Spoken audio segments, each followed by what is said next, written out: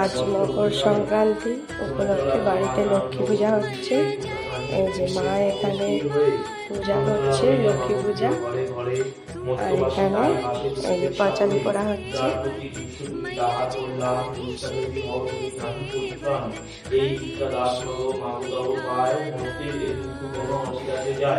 লক্ষ্মী দেবী শুনি তাহা বলেন ঋষিরে, ওহে ঋষি বৃথা দোষ দিতেছ আমারে, নিজ কর্মদোষে সবে দুঃখ করেন ভোগ, সব মোরে অকারণে দেয় অনুযোগ। শুনহ নারদ বলি যথার্থ তোমায়, মম অংশে জন্ম ধরে নারী সমুদয়।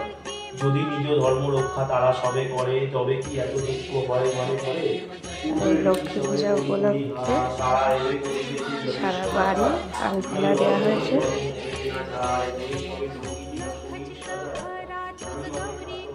এটার কাছে রেখেছি, সে কুকু করছে। নাম করে নিজ হস্তে